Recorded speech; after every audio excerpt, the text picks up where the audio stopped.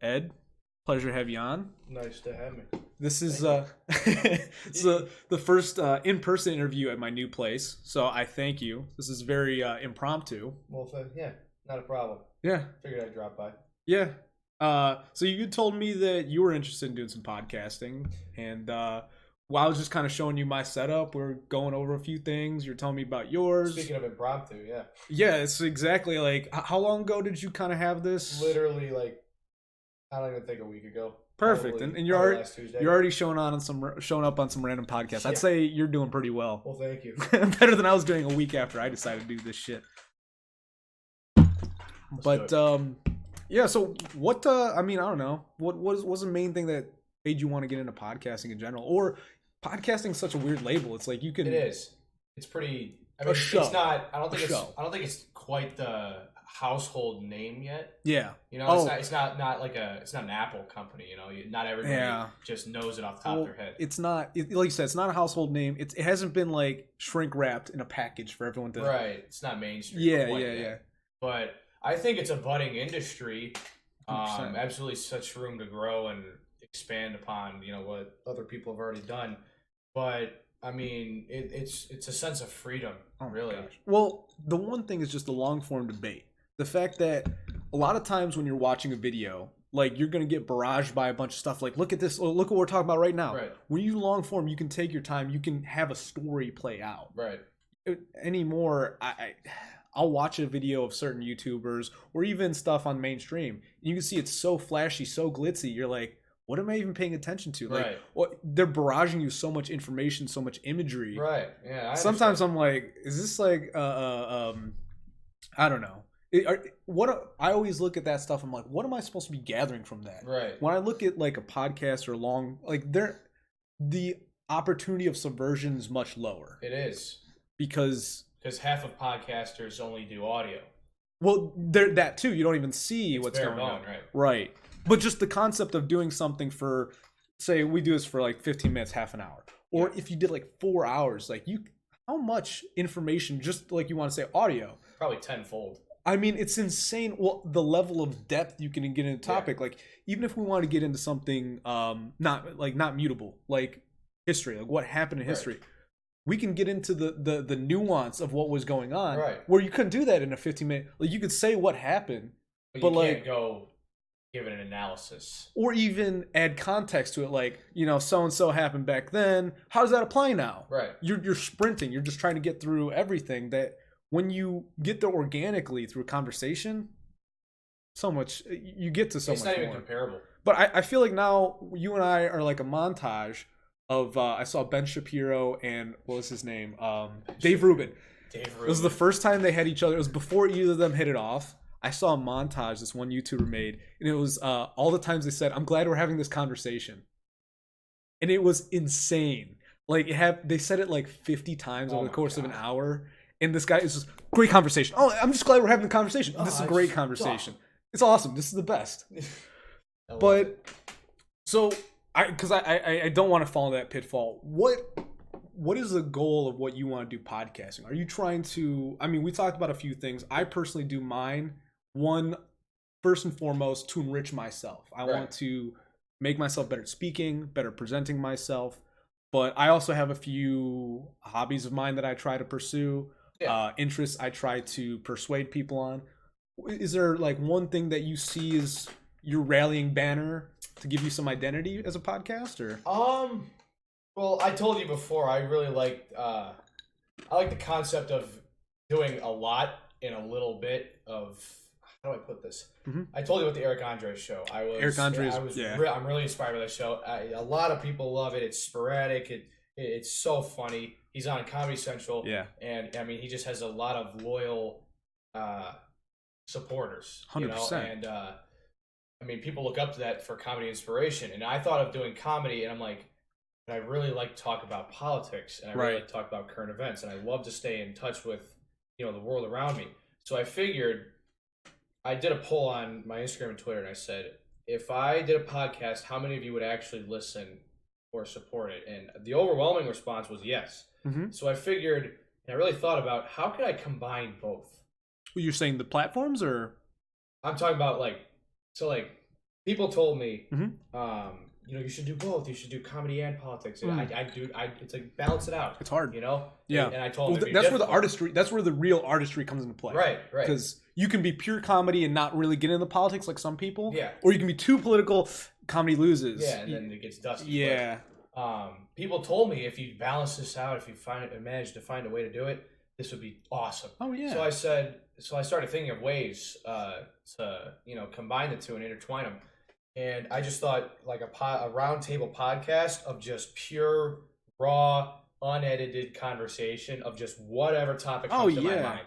Like people tell me all the time, you're the most sporadic, energetic, loud person I know. Oh, dude. I'm like, thanks. I'm glad to have you on. My thing is this: we're having a conversation about conversation still. Exactly. My thing is where is the nitty gritty you want to go to? What's there's got to be something you want to sink your teeth into. You mentioned politics. Is it something more about society? Is it more about government? Because politics is more. It's a broad term. It's a very broad. It's a very broad term. I understand. To me, politics is the art of influencing people. Right. At its basic core. No, I get it. So is there like. If I had to go into detail, put it under a really specific term. Yeah, I'm more just trying to help you figure out what your niche is. Yeah, I would say I don't want to say critique, but I would say debate. Okay. I like to debate. I like to hear other people's opinions. I like to talk about it.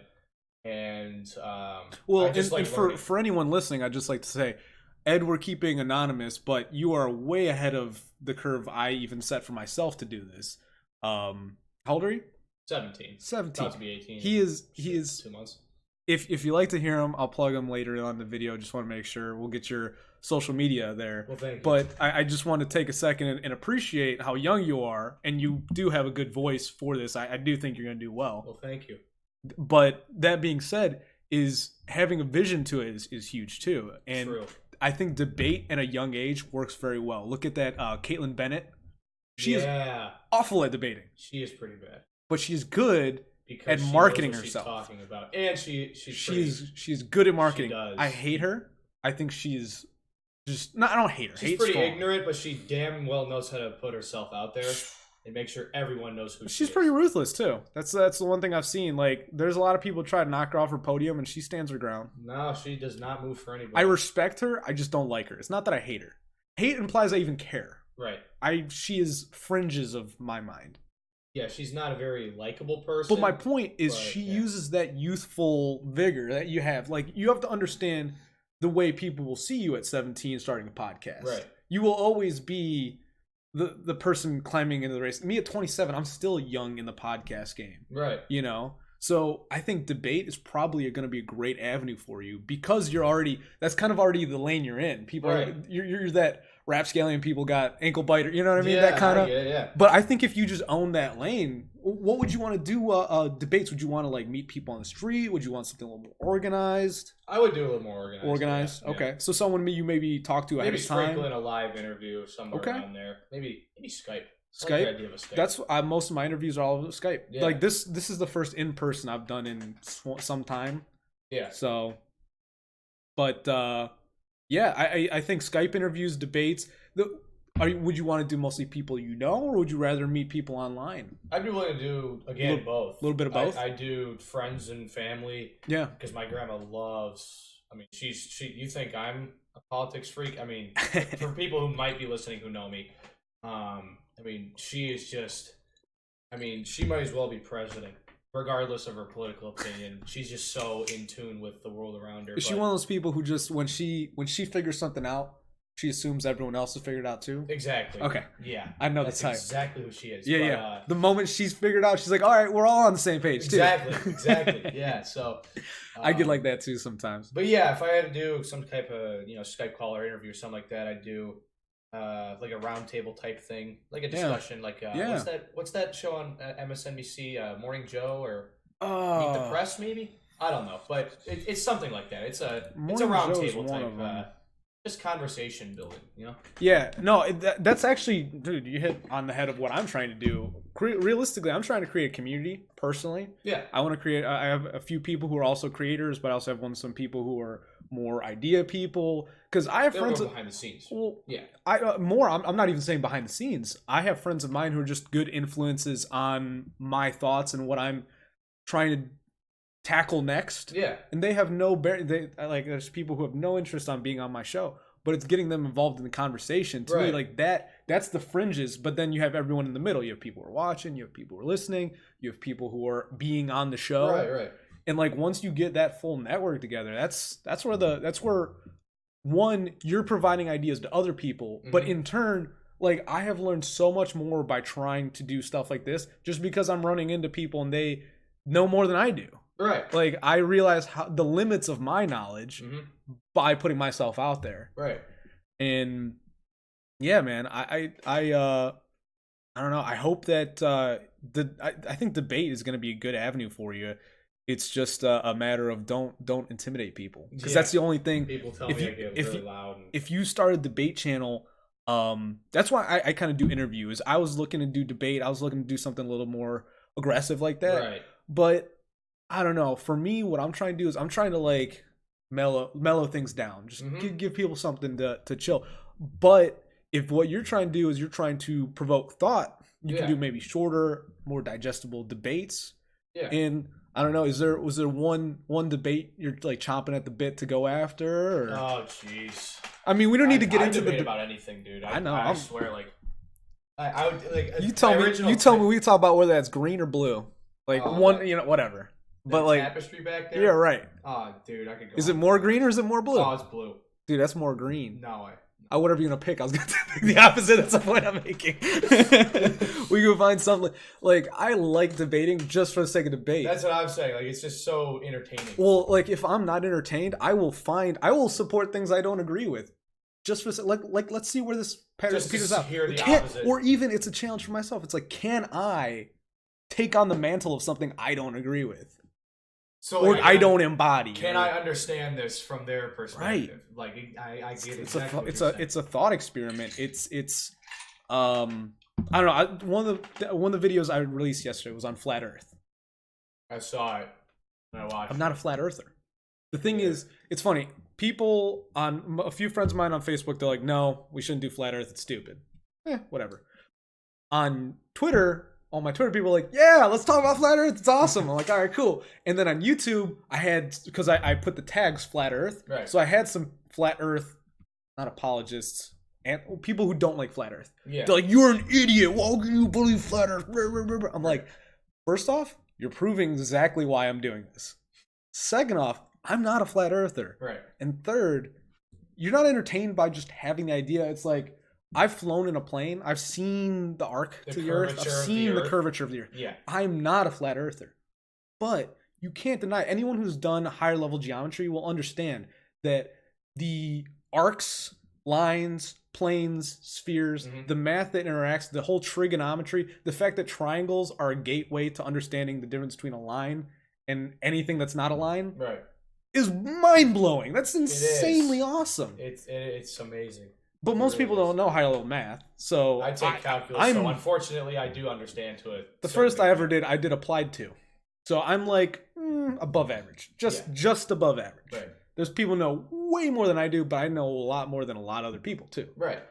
But just with my limited knowledge, I can understand that flat Earth is interesting because if you were to think of the world on a plane, right, versus on a sphere, mathematically speaking. Now we have a debate. Way different ballgame. Well, and the thing is, if we're not arguing for what we claim to be real, right, we're just having fun. And that, to me, is the whole principle of debate.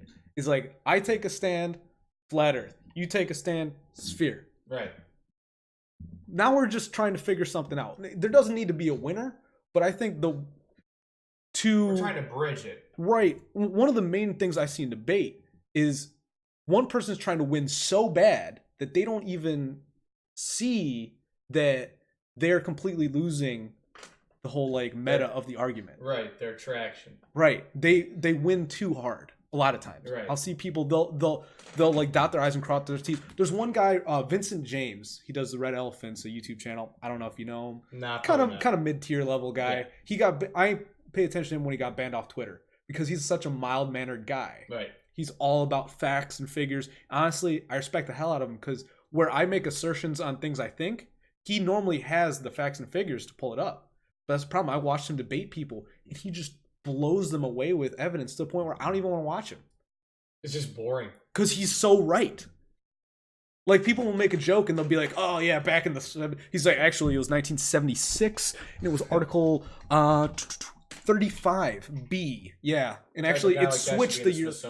Oh, that's like I respect him, but there's like an art to making an entertaining debate. Right. Like you can win objectively, dialectically. Right. But if you lose the rhetoric behind it, it's just no one wants to.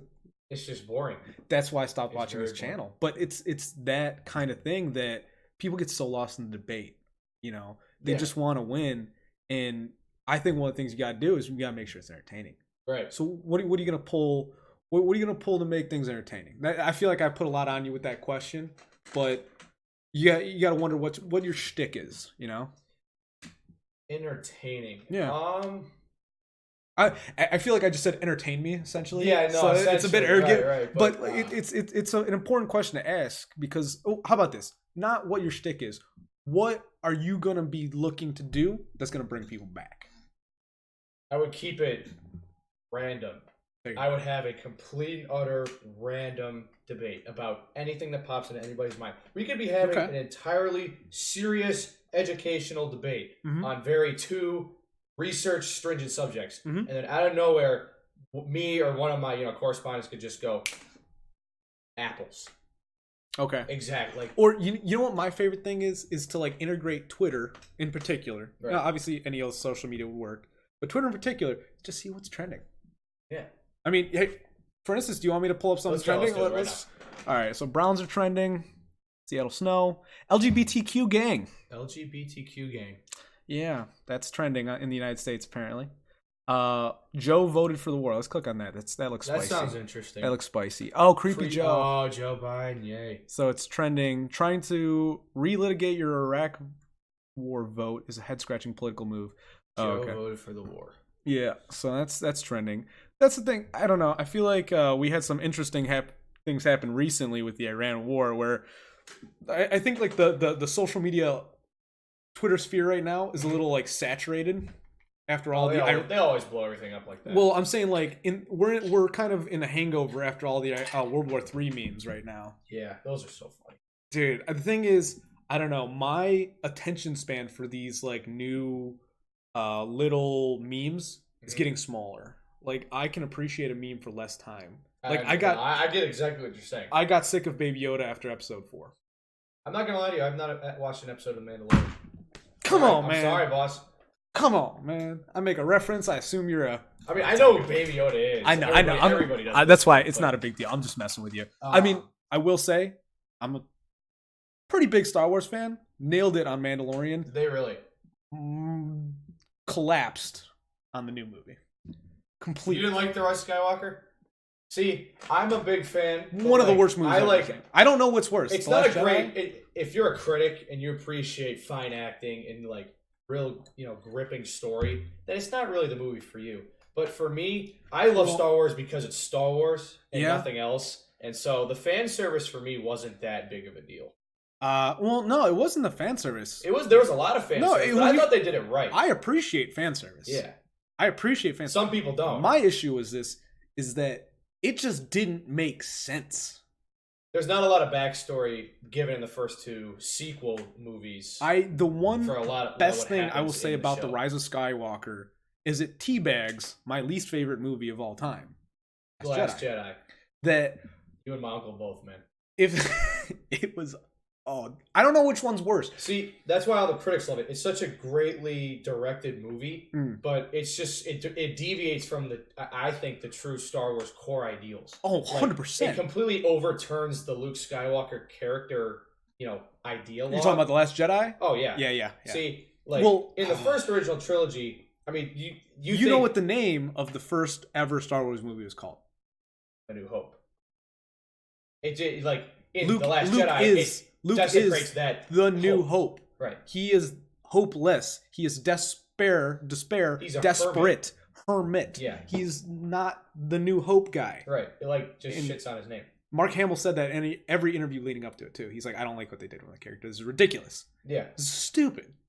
But all the critics loved it because it checked all the boxes for them. It had a lot of shock factor. Right. It defied a lot of expectations. Mm-hmm. It had a lot of representation, diverse representation. So it checked all the temporary boxes. But when you as a critic are looking, critically thinking, trying to just see if there's anything relevant to watch here, there was nothing there. There's nothing to stand the test. There's nothing to last. No, that's like it's really superficial and short-minded. Both movies, The Last Jedi and Rise of Skywalker, by contrast, because it was such a reflection of The Last Jedi, because Rian Johnson left JJ with nothing. He really did. He left him with nothing. I feel bad to shit on Rise of Skywalker because so much of what made it bad. It's a great movie for what we got. It's great. It could have been so much better. I heard there's a 3-hour unreleased cut. I heard too. And I heard they're re-releasing it in theaters. I heard that too. That's what I'm waiting for. I heard that's JJ's cut. I heard what everyone saw is Bob Iger's cut. And I heard, this is also what I heard, is that he did it because he was trying, this is what he, quote, thought people wanted, and 2, it's what he thought China wanted. And the most ironic, they're a huge market for him. So whatever they say has a huge influence on his opinion. It bombed in China. Did it really? It bombed. I did not know that. Worse than Endgame. And Endgame bombed in China. I did not know that whatsoever. They said it didn't even make it to top. It didn't make it in the top 3. I think I remember seeing. I'm not Vincent James, but I remember I was paying attention to it, and this one guy broke it down. He's like, 3 Chinese movies on opening weekend beat Rise of Skywalker in China. That just surprises me. Like, even to people who like apparently study the Chinese market, they're like, we didn't expect this. Like, we figured it wasn't gonna live up to all the potential hype. Right. But bombed that bad? It bombed bad. And Endgame bombed bad too. They did. And I'm very fearful of the Chinese in a political way, but I respect their culture. They have a very homogenous culture. Well, and they're a very pragmatic group of people. They are. And when you give them a shitty plot, they will ubiquitously just not show up. They'll say they're as people like to say, their dollar vote, they believe in it. We don't. We're corporate whores. We hoe ourselves out. We're like, depending on what you look at. Well, I'm saying we as a society, we're very trendy. Like, whatever, like, we watch things because we don't want to miss out. Chinese don't mind. They're like, oh, we'll do our own thing, man. Like, yeah, they're pretty. We're checking out what you're doing, but if it ain't good, we're not coming. We don't have this fear of missing out on what America's doing. Right. I think that's one thing a lot of Americans don't understand. It's like the Chinese are like, we'd like to see Avengers succeed. We'd like to see this, but if it doesn't, our walking papers are right there. Yeah. So, I don't know. Well, what we were getting into just if Rise of Skywalker is a good movie. Yeah. I mean, look at that. Look at how far that carried. Did you? Oh, I love it, dude. This is my home. Venturing, ranting. Yeah. That's where I live. But at the end of the day, do you think you'll want to watch it in a year? How about that? Watch the Rise of Skywalker. Will you want to watch it again? I think so. Just because of how big of a Star Wars fan I am. Just again. But if I wanted more, we have a debate, my friend, right now. I will give you a debate. Well, no, you've created a debate because I don't agree with you. You wouldn't watch it in a year? Fuck no. I'm insulted I watched it to begin with. I mean, really, I thought it was bad. See, okay, first off, the Wayfinders, whatever the fuck they were called, the little Sith Wayfinders. You could have just called them holocrons. You could like, they're intentionally making up new things in this new trilogy. I think. Now, see, I figured, because to me, fan service is staying consistent. Right. But the thing I loved about The Rise of Skywalker is that the more I paid attention to it, the more old Star Wars legends, like the old retcon universe, the more I paid attention in the movie, the more old retcon information they brought back. And to me, that's just awesome. They have done that a bit, but one, I don't think they've done it properly, which is something we could get into, but I don't want to make that the topic of conversation. Yeah. Because I do agree, whether it's done properly or not, I am a fan. I want the Old Republic to be the new Star Wars. I literally want to. My goal as a Star. I am a huge Star Wars fan. Me too. My goal is I want them to completely abandon the Skywalker era and go back to the Old Republic and just start from scratch. Prequels. Well, to me, it's either Revan, Bane, or Mitra Surik. Those are the three people you have to base it off of. KOTOR 1, KOTOR 2, or the Darth Bane trilogy. Those are the three Skywalkers of the retcon. I mean, you could get into Bastila Shan. You can get into... There's a few other characters who are like Jedi. But realistically, the people who have a lot of content set up for them already... Are those three characters. Are those people. And so, like, I said, if they just did a rated R Darth Bane trilogy... Oh. Dude. No, see, I saw they were going to do... Like, they've said they're willing to do rated R with Deadpool. Mm-hmm. If they just went full Sith, they would get Deadpool money if they did a Darth Bane trilogy. I don't know how much you know about Darth Bane. I do know a lot. Okay. I sometimes scare myself with how much, like, to other people it's just, like, useless information, but, like, me knowing everything about Star Wars is, like, what makes me such a big fan. Yeah, no, I'm the same way with you, man. Like, I read Revenge of the Sith and Attack of the Clones when I was that age because I couldn't wait for the movies to come out. I remember I went and got them. I'm like, I need to know what happens next. Because actually, I liked The Phantom Menace when it first came out. I was young enough for Jar Jar Binks to be unironically funny. See, I never hated him as a character. I didn't either. See, I don't hate him. Here's the difference between Gen Zers, because technically I'm a millennial, and you are probably Gen Z. It's a fine line. Gen Xers, my bad. Gen Xers are those are the 70s and 80s. Yeah. They're the Gen Xers, like the people, the fringe, because like millennials are weird. The people right in between millennial and Gen X, or even some millennials, they're the ones who hate on Jar Jar Binks. The boomers, they don't even what? Galaxy Far, like, what are you talking about? Yeah. But it's the Gen Xers who they're like, oh, they're just trying to cater to the kids, whatever. But like now we're the kids growing up, and we're like, Jar Jar's fine. It's comedy relief. Just let him go. Just let him go. Let him do his thing. Yeah. And honestly, to me as a Star Wars fan, I like the fact that you can have levity in a very serious universe. Quite frankly, I like it better that Jar Jar is the goof instead of having freaking Kylo jump and catch that cliff and go, ouch. Yeah. That was a fail at trying to be Deadpool-y or whoever. All these new Marvel, like Ryan Thor. Reynolds. Right, Thor. Fat Thor. Right. They're swinging and missing. You can't have your main protagonist also switch personalities on a whim. Right. Yeah. No, especially, I get it. Ben Solo has the emotional range of a pancake. He really does.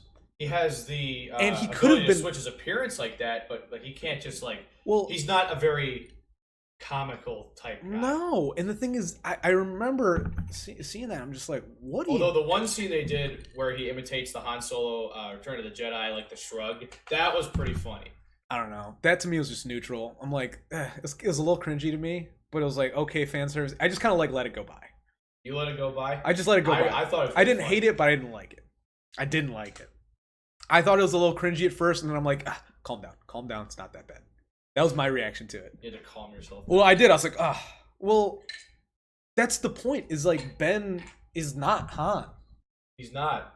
Why? He's his kid, but he's not. Like, I get it. He was on the path to redemption. Like, it's fine. That's why I said it's fine. It's fine. Actually, I think his redemption arc's the best, like, subplot line in the sequel trilogy. Yeah, until you get involved with She Who Shall Not Be Named. You don't like her, do you? I mean, she had the opportunity to be a great character. I think she's a great character until... She is literally the worst character of any story I've ever considered. I liked her until... she's the quintessential Mary Sue. Quintessential. Now, see, here, they should have... like in The Rise of Skywalker. Spoilers. They explain her backstory. They should have did that as, like, a subplot for 7. And then they should have built that up for 8. So as a showdown for 9. You know what I'm saying? Or like, did I not? Maybe I'm not putting it the right way. No, I think I feel what you're. I'm trying to put in words myself. Well, I think you're trying to avoid spoilers for one, which I don't care. Trying to avoid a little spoil. Anyone who's watching this, they either don't care or spoilers. We're about to talk about it. Yeah. So stop watching the video. You're probably not anyway. So what were you gonna say? I was basically gonna say, if they would have shown his her parents running away from Palpatine at the beginning of 7, and like showing that whole story. Oh, you're saying the way they framed it completely do differently. Yeah, no. Yeah, if they framed it that way, now you're getting into the things that really bother me because the way they handled this entire trilogy. There's no solid storyline. I've planned my last 3 dumps better than they planned those last 3 movies. Yeah. Why did they get Ryan? Like, I have never seen someone sandwich a random director who also writes. That is one of the dumbest ideas. What was that movie he had with? Just Knives Out. Knives Out. How can you go from Star Wars to Knives Out? Well, that's like Martin Scorsese going from funny. his movies to The Waterboy. Yeah. Like, how could you just switch them up? I didn't see Knives Out, but I didn't either. I heard it was good. I don't know. Those movies he should be directing, not I don't know sci-fi space operas. Well, and the thing is, he is not a fan. JJ's kind of a fan. JJ's a fan. He's not a diehard fan. No. You know like who is? Dave Filoni. Thank you. Dave Filoni. We can agree. Dave Filoni, Drew Karpyshyn, only 2 people I support with the IP. Did you read the Revan book? Of course. You read the one with Vitiate? Of course. That was a good. It's one of my favorite books, actually. It's funny you mentioned it. Salute, because that's one of the books that I recommend to people all the time. No, it's a great I'm just the way he wrote that book. You get into the kind of schismed mind of someone fighting the dark. Harry Potter in a lot of ways. Okay. You know what I mean? Like in those 7 books, they really. Even though they only go through Harry's perspective, there's a lot of character progression and build up. Just from context alone. And like over the course of the Revan book, like Scourge. Yeah. Like Scourge was such a good character. So dramatically over that book. And then by the end you feel bad for him. And then you know why I read that book? Why? Because I played The Old Republic. I tried to play The Old Republic. I was a founder. I paid for full price on release and everything. Did? Yeah, I did. That's unfortunate. And it's like $10 on my iPhone now. I know. But I was one of the founders. It was really the story, because it was a BioWare game. It is a BioWare game. The story was fantastic. They said it's. I still have like a level 70 Sith Juggernaut on their server somewhere. People all the time say it's like one of the best stories ever written in a video game. But Lord Scourge is one of the followers you can get, because like, all right, when you're not playing with other characters, you always have followers. And the thing is, for single player, all your followers also have their own stories, like any other BioWare game would have. Right. And so the person from the book, Revan Scourge, he also is someone you can play, you can have follow you in the game, and you have interaction with him. It intertwines with the game. He refers to having known Revan. Because what happens is he's a follower, he's actually a Sith pureblood, which most people don't even know they exist. It's a race. It's not like just the that went extinct. It's the race that came from Korriban. That alone, like most people, like if you don't know, that's just what a nerd I am. I'm just a nerd. I read these things and it sticks with me like that. Dude, I'm with you. I'm glad I'm not like really. I'd say 10 of the words you've just said in the last few sentences I stay away from, because most people are not ready. Like if you start bringing up like, I thought I'd have their names. There's a whole bunch of Sith. Marka Ragnos. The Dark Council. Well, no, I was gonna say there's like a bunch of ancient Sith that like influence. Marka Ragnos, Exar Kun. You look up Keldroma. Yep, all those guys. Actually, they made a bunch of them canon. They made Exar Kun canon. Exar Kun's canon. They made Naga Sadao. They made Naga Naga Sadao. He's been because he's part of the games. Yeah. So they made Naga Sadao canon. But the fact that either of us can list all this shit is, I don't know if it's sad or if it's just awesome. That's the thing is, it is sad. You can't say it's not sad. It's sad. You have to embrace the sad and move on. See, that's me. Yeah. When I focus on something, when I really like something, I need to know everything about it. I fixate on it. And the thing is, here's to me, is I have gone back and I've read the book twice now. Mm-hmm. And it's still just because I think a lot of times, like we said with The Last Jedi, or even any trend, is like you can really like something the moment the trend is there. And then 5 years, you just won't. It's not the same. Have you gone back and watched some of the Marvel movies recently? I did. I watched Guardians of the Galaxy the other day. I'm like, Guardians of the Galaxy is fantastic. It's a great good movie, standalone, but it's not as funny as I first watched it. Just because of the fact that it was such a big cultural phenomenon when it hit. Yeah. And then all its jokes were kind of oversaturated. I thought they were oversaturated, but yeah, you're kind of right. I watch it from the lens of someone who's not a hardcore Marvel fan, and both of them, the first one and the second one, I think are like they're the best of the MCU. Yes, 100%, absolutely. Ragnarok was good too. As a standalone, I'm looking at a standalone because this is what I was about to say. Is I like to see things from the perspective of my father personally, not just all 54-year-old fathers, right? But my father can barely sit through a movie. Like he's actually one of my big. I think I am such a movie fan because my father does not watch movies. He's not a movie. So the moment I can actually get him to sit through and watch a movie is like an accomplishment. I nailed it. He didn't fall asleep. So for him to watch a movie like Guardians of the Galaxy, he'll be like, all right. He's seen them both. He likes them. Yeah. But I don't know if he'd want to sit through Iron Man. Iron Man 1 was good. Thor 1. He wouldn't sit through the Dark World. Thor. I went back and watched Thor 1. I forgot how bad it was. Oh, yeah. No, none of the Thors were any good. Until Ragnarok. Except for Ragnarok. Ragnarok was the first one. He became... Well, I don't know if it was the writing. I don't know. Actually, I like Hemsworth as an actor. I think it was the writing. It was pretty bad writing. The character for Ragnarok is the Thor I want all times. Fat Thor, fuck. Is it what you want, or is it what it should be? It's what it should be. Should it be the comics, or should it be the popular interpretation of Thor? Let's not even get into Marvel politics, because then you get into... There's so many versions of Thor. Too. That's like, you want to talk about a political community? Being a Marvel fan.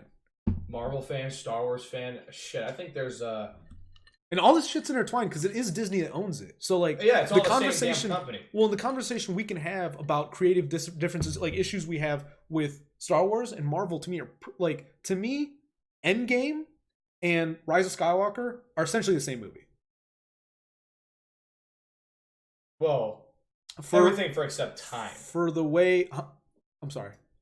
Everything except time, because the Endgame was 3 hours as opposed to 2 hours, 24 minutes. I'm saying the way they encapsulated both, they were the end stones on both franchises. No, you're completely right. So, but and the thing is, they were within a year apart, and they both had the same critical controversies to them. I find that too many hands in the process.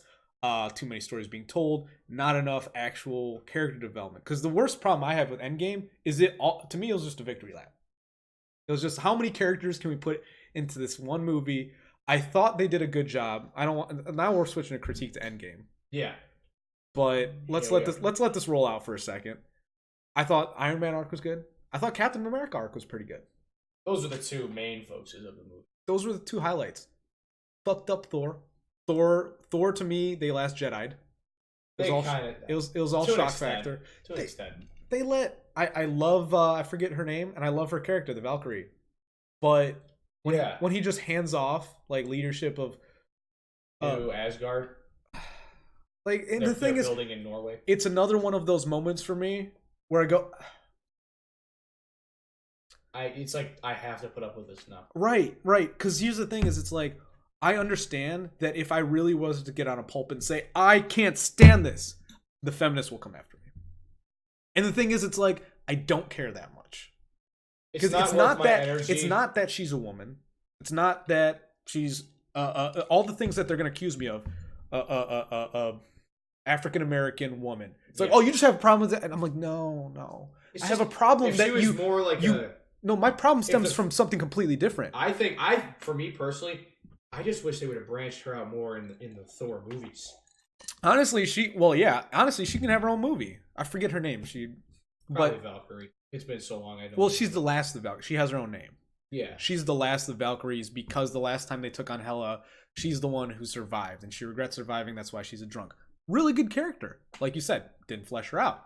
And the thing is, I don't have a problem with her ruling New Asgard either. My problem is that they never resolved Thor's the character development they did with Thor in those last few movies was amazing. I loved it. It was great. And then they're just like, they Mark Hamilled him. Yeah, they did jump to a conclusion basically. They're just like, he, all that all that. He literally like reforged a star. He did. He took on the weight of his people. He did all this, and then we come back to Endgame. He's just like, oh, okay. He didn't aim for the head, right? Okay, didn't aim for the head. Didn't aim for. Come on, man. Get over it, Thor. You're Thor. And now, how does Thor become fat? If Captain America can't drink, how the hell does Thor get fat? Yeah, and the thing is, in the first Thor, because I just rewatched it to see how bad it was. He drinks like it seems like it doesn't even affect him. Yeah. Captain America, like you said, doesn't get him drunk at all. No. But the way I understand Thor, his like metabolism is so good, he should be able to like drink just a cask of like hold it in his hand, just like drink a whole cask, exactly, and be fine. Because he's like essentially a god. Like you can separate the Thor of myth and the Thor of Marvel, and in both, he's still a god. Yeah. He doesn't get fat. He doesn't get depressed. That's the point of these characters, and that's my issue with so many of these things is they take something people love, and this is where it gets super conspiracy for me. Is I think they literally take what's good and they're like, the American people can't take this much optimism. Gotta shut them down. Like they take down the good. Like Thor he's the son of Odin. He's that father, and it's like no, can't have Thor get that much far out there. I'm one of those people, man. If you want to get into some of my conspiracy, I think there is a concerted effort against men out in popular culture. Oh, that'll stoke some fires. That'll stoke some fires. There is a concerted effort against men in pop culture. I believe. No, I see it. That's not even. The question is, how far does it go? It's not even, to me, that's not controversial. Third wave feminism hit. Like that's not even. It hit. I don't know how I want to word it. My personal opinion. You know, I probably could have framed it a little better, but to me, I don't shy away from that concept. The question is, how serious is it? Because it obviously happens, and it might just be this fringe thing. And my conspiracy would be that it goes as far as Marvel. Mm-hmm. But I don't even see it as a conspiracy. Like there's like a group of Illuminati going, how can we get rid of the men? Right. I think it's more capitalistic in nature. Mm-hmm. I think they see the trends that women are making more money. They are contributing more towards the spending side of the economy. Mm-hmm. And they see that that's the audience they want to cater to. And I think they're slowly but surely moving the Overton window in their direction. Yeah. And realistically, like I said, not a pulpit I'm going to jump on. Realistically, women have more room to grow. That's fine. My thing is this: like while you're bringing the end of the pack with you, don't jump the line. You know, everyone don't push everyone else out. Well, yeah, like everyone can get into the party, but don't start kicking people out. Right. We have enough room for everyone. Exactly. So just because we're letting women in now, finally, the last generations, like I'm 27, you're 17. Yeah. You know, we're 10 years apart, but I'm kind of part of the old generation. You're kind of part of the new one, and I can look at them and say they fucked up women, but they're done. Like their moment in the sun, their zeitgeist is fading. Right. So we, as a new generation, can say, all right, let's do something and stop demonizing us. Like the whole racism thing. I don't even see in your generation, I don't see racism at all. My generation has a little bit of it. Generation above us has a little bit more of it, but it's pretty much gone. So for anyone, that might be a controversial topic. Yeah, I agree. I don't think racism really is that bad above the Does age it exist? Of 18 Yeah, anymore. I was going to say, does it exist? Yes. I think we as a society know how to handle it now. Right. It's like, I think even the worst people who might have some very, very partisan values know to not align themselves with racist. It's just suicide, like politically. Yeah. So that alone. So the reason I brought up racism is it's very analogous to me to bringing up like feminism. Yeah. Is, you know, you just hate women. I'm like, no, and I don't hate black people either. No, I don't hate. It's like how many things do I have to, because I say one thing, do I have to defend other things that have nothing to do with the point I just made? And that, to me, that smokescreen is a very left-leaning tactic. It's intellectually left, blue pill, whatever you want to call it. It's realistically, it's just a losing tactic. So it's an identity politic tactic. That's it. To me, that's why I don't like. That's why I never liked any of the 2020 candidates. Like, there's none. What's her? Oh my god! I think Buttigieg is the front runner now. He should be. He's a smart, intelligent man. He's gay. He's gay. Who cares? To me, I don't care. But here's the thing. If you're an attack helicopter, if you're an intelligent man and you know what you're talking about and you have some sense of manners and decency, then you should absolutely go for it. Here's the thing, though. I'm full-hearted with you. I think, well, I won't even get into that. I have no problem with gay people. I have gay friends. That's the quintessential line. But yes, here's my thing, is you're allowed to be gay. You're allowed to be a presidential candidate. That's all fine, too. But here's the thing, is because you're a presidential candidate, you are going to be put under the most scrutiny out of any person in the country. So be prepared to take homophobic jokes. He can't, I guarantee if he's the front runner, it's going to happen. He's going to get homophobic things and call me, I'm looking at my crystal ball. But if he's the front runner, it's going to happen. He's going to virtue signal about how there's a bunch of homophobes and it's going to happen. Trump's going to make fun of him for being gay. But here's the thing, is he needs to make sure if he wants to be president, he has to have thick enough skin to be able to put up with it. Because if he's going to be the champion of the left, he can't be the person who takes the low road and says, yeah, how could you? Like we talked about earlier, shame and guilt does not work in this age. It doesn't work on conservative end of the spectrum. It shouldn't work on anyone. The thing is, to me, your identity left or right when it comes to ideologically, not politically, ideologically, you are left if guilt and shame works on you. You are right if it does not. Because to me, the right is the people who respect the individual. To me, the people on the left are those who respect more the group. The community. That's how it's so guilt and shame only affects on someone who respects the community above the individual. And it's not even a bad thing. I like to make fun of it because I'm an individual person. Mm-hmm. At the end of the day, I know I can take X amount of ridicule, punishment, jokes, whatever. Mm-hmm. The problem is the moment you separate you from that group, right? It's a different target now. So I can say something about someone else, has nothing to do with you, and now you are offended for them. Because it's like representative. It's not even a conversation between you and me anymore. And that's the bigger issue with all these things we've been bringing up, is you have people getting upset over hypothetical situations that don't even exist. Exactly. It's just products of imagination. The fact that Raylo ended up happening, I guarantee you that happened because all the fanfic, oh my god, what would happen if Ray Colorado? And then, yeah, spoiler, they kiss at the end. I didn't even mind it. At that point, I was like, just let it happen. That was the wrong kind of fence. It didn't even make sense from a story perspective. It didn't, but it did. But it did. Well, see, their whole little Skype call connection bullshit. Can we address that? See, it's an interesting, like... I'm sorry. Okay, to me, Rise of Skywalker is a great movie if you listen to comedy. It's a comedy. If it's a comedy, 10 out of 10. That is one hell of an opinion. Star Wars movie, 0 out of 10. That is one hell of a... Sci-fi action, 7. I agree with that. Comedy, 10 out of 10. It's pretty... I think the mechanics, the Calrissian and Babu Frick, like their two entrances were like the funniest parts of the show. They were pretty funny. Did you know Babu Frick's actor or actress is the same as Moaning Myrtle from Harry Potter and Chamber of Secrets? Oh really? Yeah, I could see that same kind of bulbous eyes, kind of. Yeah. There's another crossover. Harry Potter's HBO, which is Warner, but there's another capitalist. There you go. You're just supporting my conspiracy theory. I'm glad. I'm sorry. I can add the seeds of doubt in your mind. Perfect. He's bewitching me. She's bewitching. You've been beguiled. Yeah. But I don't know. I don't. that one Disney movie with like the witch with like the white face paint. Witch with the white face paint. Maleficent. Oh, Maleficent. You just did that to me. Oh yeah. Yeah. So, you've been put under my spell. When I clap my fingers 3 times, you will turn into a bird. I will turn into a podcasting bird. Yes, and you'll fly off that balcony and off to greatness. I hope I'm a phoenix.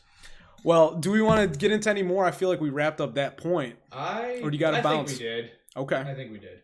Well, I think this is a nice sample for you. I can clip it up and we can have your first bit of podcasting material out in the first week you had the idea. Please. By all means. So, final stretch here. Say it out loud and proud on the mic. Where, if people want to follow you right now, obviously you'll probably rebrand your channel. But if people want to look at the conversations you're having, do you want your Twitter? Do you want Instagram? Do you want anything plugged? You know what? Because this is more a recording. I'll put it in the bio after I listen to. Yeah, I like Twitter. I'm a big Twitter guy too. It's just my name, under Edward_Bozick. I'm probably gonna make a public account for my podcast for a discussion page type thing. Yeah, I'm kind of edgy in the fact that I use both. I Yeah, use my public. That's pretty. I have pretty a lot of ballsy. people. A lot of people tell me like, you shouldn't. You're doxing yourself. I'm like, oh. It's pretty ballsy. The thing is, it's only ballsy if I have any success. So I'm almost hamstringing myself by doing it anyway. So it's whatever. But so Edward_Bosick. Anything else for right now? Bozic. Some people spell it Bozik. It's not hard. It's 5 letters. I'll put a link in the bio. If you enjoyed this conversation with Ed here, I'm probably gonna. My email is edbozic18@gmail.com, but it mostly Twitter. Mostly Twitter. Yeah. All right, man. So anything else you'd like to say before you hop off? I hope to God I'm not screaming into this mic. No. Well, that's the thing is I've had the headphones on, so I've been.